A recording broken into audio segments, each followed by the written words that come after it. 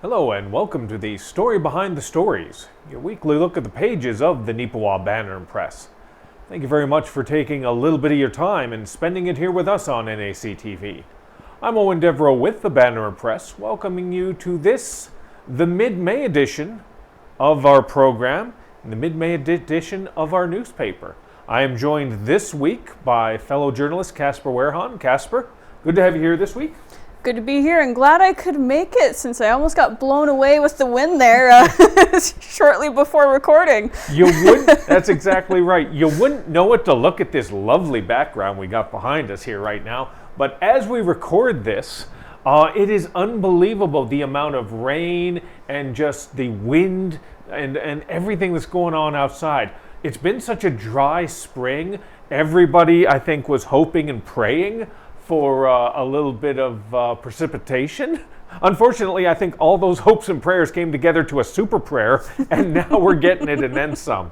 But I don't mind it right now. I think that fortunately our farming community is far enough along right now in terms of getting the plant, getting it into the ground, that this is desperately needed. So I hope this is going to be helpful for them and something we're going to be able to share with you the future edition, obviously, of the newspaper and this program. We still got plenty to be able to share with you in this week's edition of the Story Behind the Stories, and we're going to start with a visual spectacle that hopefully, if you live in Neepawa, you were able to go down to the Roxy Theatre and see for yourself. We're talking about NACI's production of Aladdin Jr. It was a play, a musical that they put on, and our newest reporter, Joshua Jackson, was able to get in there and get a few pictures of it. And from the bits and pieces we were able to see, Casper, it looked like it was a heck of a show there. Yeah, it really does. I mean, of course, we have the picture on the front page right here. You can see it a little bit there, but definitely pick up a hard copy of the paper so you can see it in full.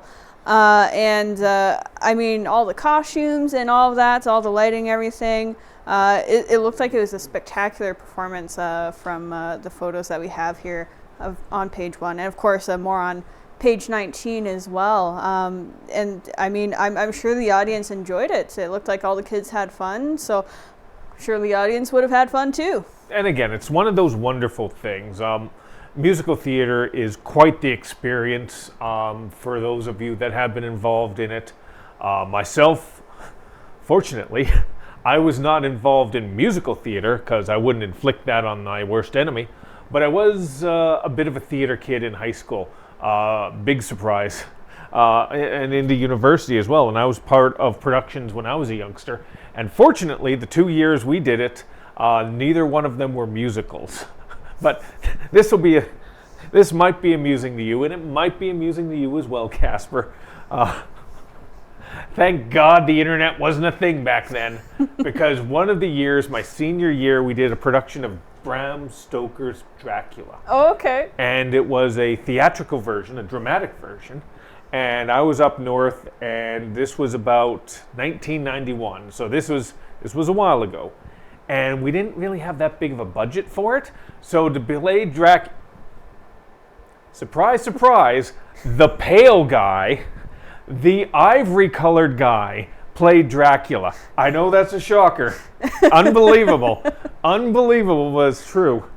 And all we had is pleather, is essentially, you know, one of those waiters tuxedo things with the long tails? A bow tie, and pleather pants. And that was Dracula back in the 80s, or 90s. Now envision all of this, wearing all of that, along with a wonderful mullet. And again, Casper, not just actually go to the front camera, because you need to see Casper's reaction to this part coming up here, because I want this to be just the same. Here, can you see? Yeah, there you go, perfect. So imagine all that: the pleather pants, the little waiter's thing, mullet, not just any mullet. You know who Billy Ray Cyrus is? Yes. A Billy Ray Cyrus menu or haircut. Business in the front, party in the back. The worst part about it as well, I had the Billy Ray before Billy Ray. I've checked the dates. Oh, I'm an influencer. That's what it is. Yes, you are. You are. And one more just for the fun of it. And the back, permed. Oh my goodness. You're a trendsetter, Owen. Yes. I don't know how to tell you this, but you're a trendsetter. Yes. Thank God the internet is not a thing, because there is videotape of that out there. A friend of mine has it, and he keeps intending to blackmail me with it one of these days. But it is the most ridiculous thing you would ever see.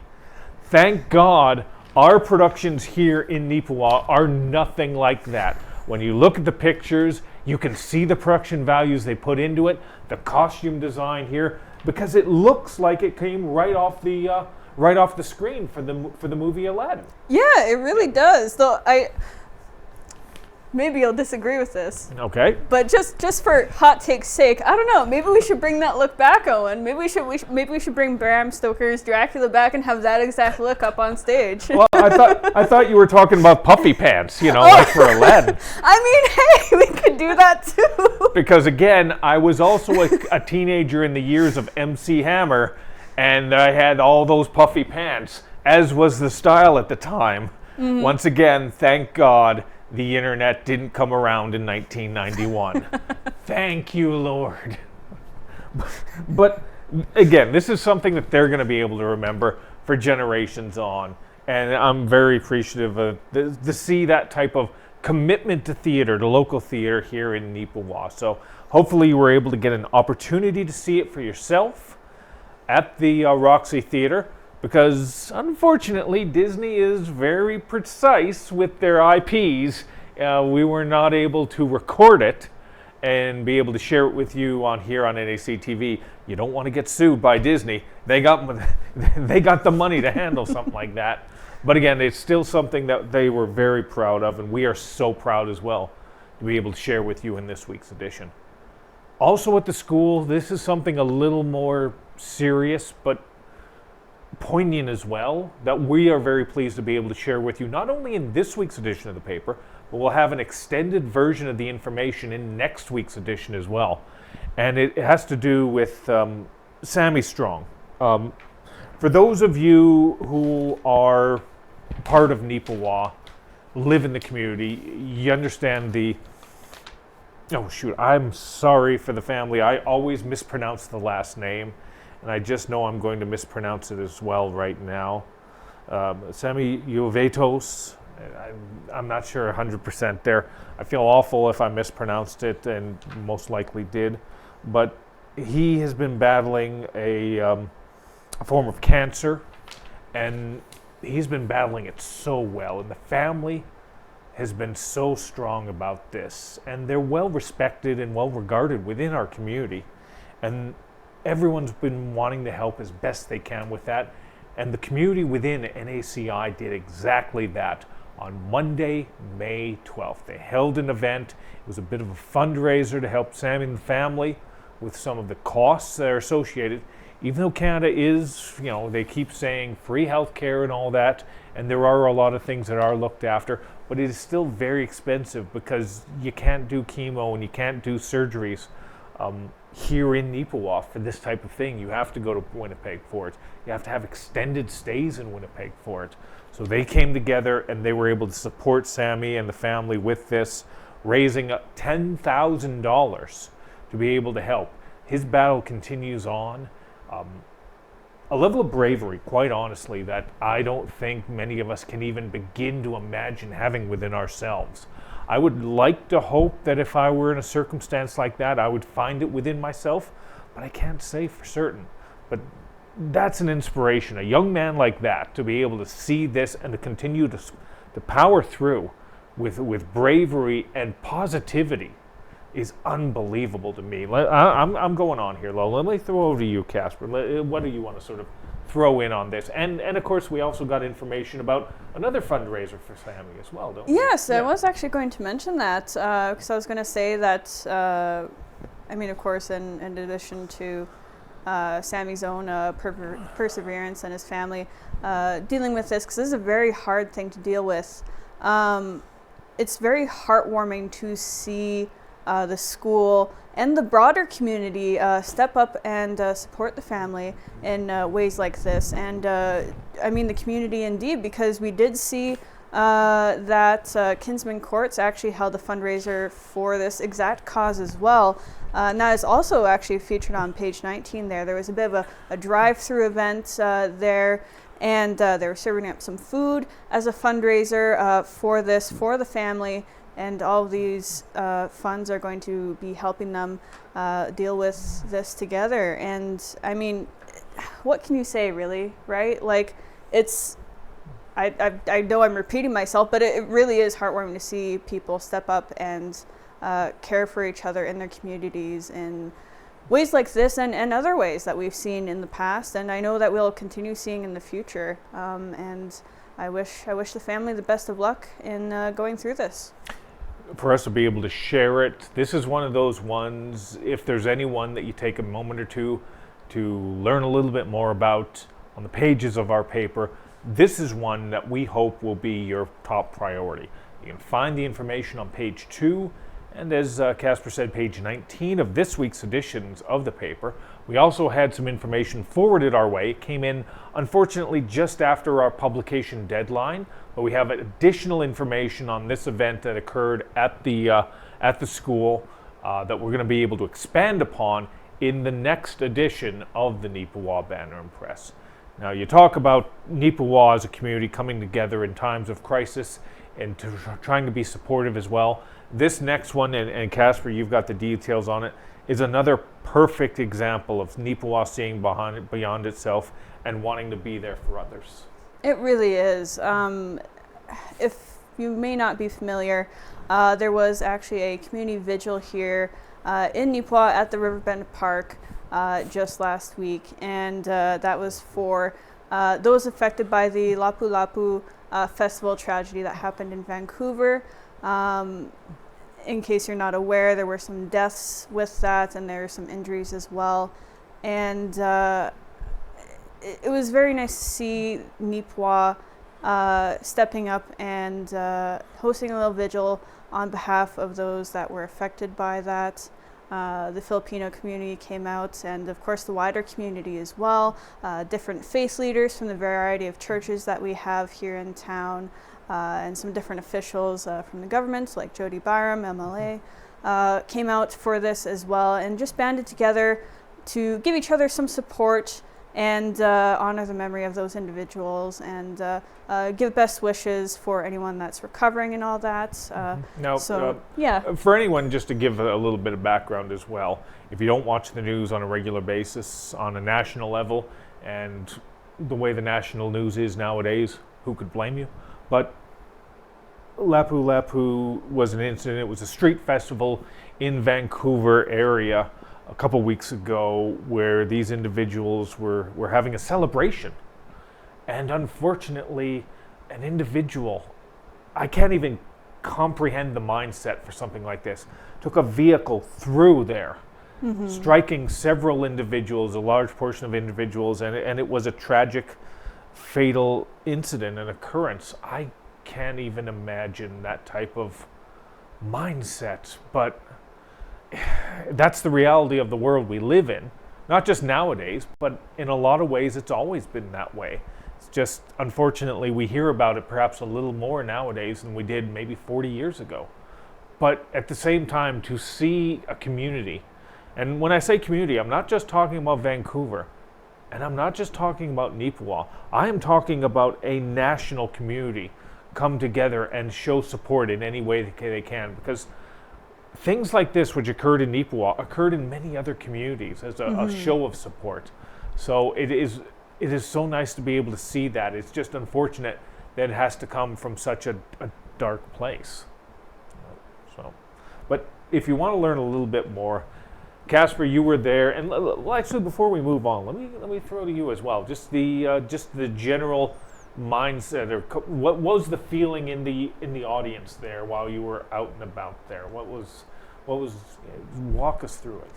I mean, there's definitely a very strong sense of community, and leading up to the event as well, there was a bit of time to mingle and all that. So it wasn't all sad. There was definitely some laughter going around between the individuals there, sharing different stories and all that before the ceremony proper began.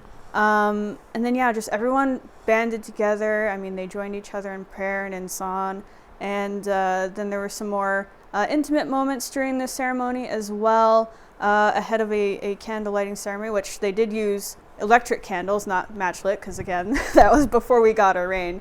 But there's some more intimate moments there, just getting together in little groups and sharing some about themselves and their experiences, and then some more specialized prayers in there as well. So somber for sure, but definitely some community support and some smiles shared there as well. And of course I didn't stay for this because I already had supper, but there was some food shared as well. A whole to-do for everyone to come together in a variety of ways. You can find out a little bit more about this on page 8 of this week's edition of the Banner Press. If you skip over onto page 9 of this exact same paper, you're going to find some details on our next story that we're going to be sharing with you. This is one that Ken Waddell, the publisher, the editor of the Banner Press, was able to put together. And it's something we've talked about with other individuals several times over the last few weeks in regards to the King Charles III commemorative medal, that the coronation medal that was distributed to thousands of people across the world. We have been fortunate enough to have about a half dozen people in our readership area who were rewarded with this significant honor. And one of those individuals as well, Nick Bevington. We have his story that we're able to share with you in this week's paper. Now, just to hear some of the background of Nick and what he has done through the years and his contributions to the community based out of the Gladstone area, it is wonderful. I've talked to Nick on a couple different occasions, usually on things that were Legion related. He has always been very helpful, very insightful to me whenever we've had anything in terms of that or in terms of Gladstone related events. So to see him given this recognition by this prestigious award for any individual, it's wonderful. So congratulations to Nick, and congratulations to all the other individuals we've been able to showcase over the last few weeks receiving the coronation medal. We haven't been able to get everyone, but we've tried to sort of single out every individual, every chance we've had. And for those we missed, we do apologize, but we do hope that you feel gratified and sort of honored by this. It's wonderful to see that type of recognition, and very, very honestly, rare recognition. This is, as I said, it's a coronation award, and England really hasn't had a coronation. Queen Elizabeth II was in there for a while now, so I don't know how. I don't know the gentleman, but I wish King Charles the best of health. But having said that, he is up there in age right now, so maybe we'll have another. God, I went dark. Yeah, it kind of took a turn I didn't expect there. My God, I went a little morbid there to end off this story. It's about the king will be dead soon, but we'll get it. No, oh my God.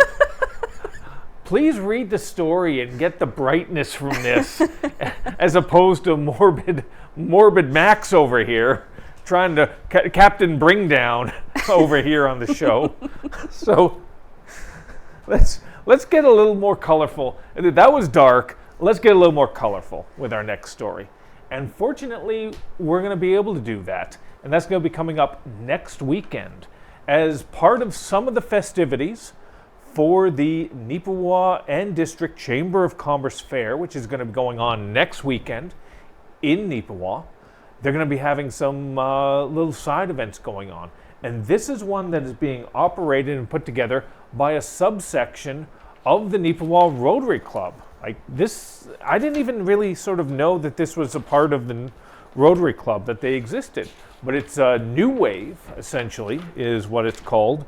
New Wave Neepawa. It's sort of a younger, cooler, clique of Rotary Club members, obviously, and they've come up with this creative idea called the Neepawa Color Run. Now, if you're unfamiliar with what that's all about. It's been done in several other communities. Brandon's a good example. I know people have run in Brandon on this. Winnipeg as well is another good example of it. Is essentially it's a 1 or a 5 mile walk or run, and they suggest you show up wearing all white clothing. And as you run down the path, or as you walk down the path, people with this cornstarch sort of painted sort of substance will essentially throw it at you. And but fortunately, it's not a snowball. Don't worry about it. But it'll sort of catch your colors, and you'll become a montage of sort of all these arrays of different colors as you go down there. It's sort of a fun event. I've never done it myself. Cardio is not my thing. But I know people who have done it in Brandon specifically, and they say it is a wonderful time. So I was very pleased to be able to speak with someone in relation to that, and they shared with me some of the details on it. First off, they've already got 188 people signed up, and most likely, since the last time I spoke, it was Jenna Lowry who filled in some of the blanks for me on this. Thank you, Jenna. They're expecting 200 or maybe more people to be involved. They had very modest goals for this, Casper, when it first sort of came together, right. And they've already surpassed what they had been hoping for. Yeah, like I was very impressed to see what they already had for pre-registration numbers, because that's a really good I guess pre-indicator. Yep. I don't think that's even a word, but you get what I mean, of how this thing is going to go. And I'll be very excited to go down and check it out. I'm planning to go down there and take some pictures that day, so maybe I'll be dodging some colors while I'm snapping with the camera there. But it should be a really fun event for everyone. And of course, it's in the story there, but reading a bit about the inspiration behind it from something that takes place in another country as a holiday was pretty interesting as well. So definitely take a look at that and learn a bit about that yourself as well. That's right. Inspiration, as Casper alluded to right there, it's actually a part of a Hindi festival. Holai, again, I might be mispronouncing that. I'm not that spiritual an individual at the best of times, but it's wonderful to see. It's a celebration of colors, love, and the spring. And who doesn't love love? Who doesn't love colors? And who doesn't love the spring? It's a great sort of festival when you learn about the history and its meaning behind it. And it's wonderful to see that it's going to be coming to Neepawa. This is their inaugural effort on this. So they had no idea whether it was going to be successful, whether it was going to be a fail, or what. So to see it hit this benchmark so soon, I'm very much looking forward to seeing if it can continue on in the future. Let's segue over to one last one. Very happy to be able to share this information with you. If you're a consistent reader of the sports section, you know that we always get information from our bowling friends over in Minnedosa. The bowling alley they have over there is very well regarded. And they have clubs and teams that are a part of it. And we have information on one of those teams that was able to take their game to the next level. And you got the details on that, don't you, Casper? Absolutely. Very glad to have these details. So this was a story that did a bit of a preview on before, and of course the Nationals just happened. That's the Youth Bowl Canada Nationals, which took place in Edmonton, Alberta, and as Owen mentioned, a group of Minnedosa bowlers went there this year to compete, and that was a team of Tyler Dick, Daniel Delgarno, Cadence Madden, and Owen Robinson, a group with varying experience at attending national events here. A few of them, it was their first time, and some of them had gone a few times before. And they did really well. They set some personal accomplishments, and one of the bowlers actually as well, Owen Robinson, came home with a silver medal, so very great to see. So obviously not everyone came away with a podium win, as it were, but everyone did, as I said, very well, and made some personal achievements there, gained more experience, and had a good time while doing it. And it was actually very interesting to hear as well.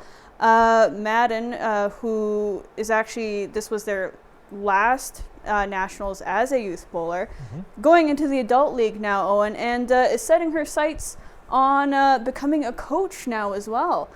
So great. definitely has had some inspiration through this bowling program and is going to take it to the next level. That is very nice to see. That something that they've been given themselves in terms of an opportunity and sort of and passing it on to another generation, as it were. Although having said that, they're probably not that old.